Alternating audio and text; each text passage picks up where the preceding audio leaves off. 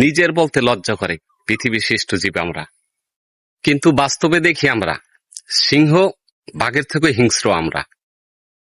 এই তো কিছুদিন আগে ঘটেছে এক ঘটনা। মানুষ মানুষের সাথে দ্বন্দ্ব কইরা যখন না পারলো প্রতিপক্ষের সাথে, প্রতিপক্ষের বোবা প্রাণীর গরুর জিব্রা দিল কাইটা। ভাবতে পারেন, যে প্রাণী একটা কথা বলতেও পারে না, তার উপরে এত নিষ্ঠুরতা। আমি গর্ব করি মানুষ বলে, কিন্তু কখনো কখনো মানুষ নামের এই প্রাণীটাই হয়ে ওঠে সবচেয়ে ভয়ঙ্কর। যখন হিংসা চোখ ঢেকে ফেলে, যখন অহংকার কান বন্ধ করে দেয়, তখন মানুষ ভুলে যায় তারও একটা হৃদয় আছে। আজ আমরা গরুর জিভ কাটি, কাল হয়তো মানুষের মন কেটে ফেলি। এভাবে চলতে থাকলে মানবতার জায়গা থাকবে কোথায়? প্রতিদিন খবরের পাতা খুললেই দেখি কেউ কারো প্রতি সম্মান রাখে না, দয়া রাখে না, সহানুভূতি নেই।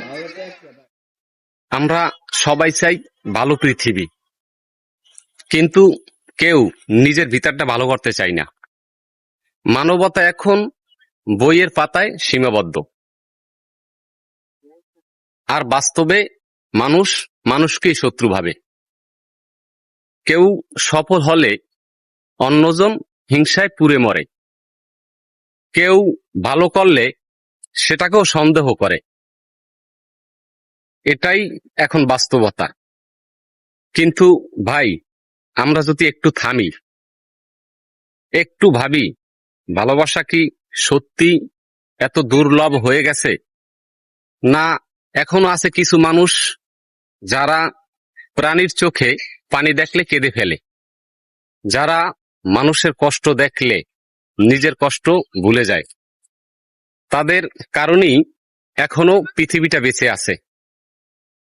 হিংসা, প্রতিশোধ, রাগ এগুলো সহজ পথ, কিন্তু ক্ষমা করা, সহানুভূতি দেখানো, ভালোবাসা ছড়ানো, এটাই আসল সাহস, আসল শক্তি। মানুষ হওয়া শুধু শরীরে নয়, মনেও হতে হয় মানুষ। তাই আসুন নিজের ভিতরের পশুটাকে মেরে ফেলি, আর জাগিয়ে তুলি সেই মানুষটাকে, যে ভালোবাসে, যে ক্ষমা করে, যে পাশে থাকে। কারণ শেষ পর্যন্ত যে হৃদয় কাঁদে অন্যের ব্যথায়, সেই মানুষই সত্যিকারের শ্রেষ্ঠ এই জগতে। বাকিরা কেবল মুখে মানবতা বলে যায়।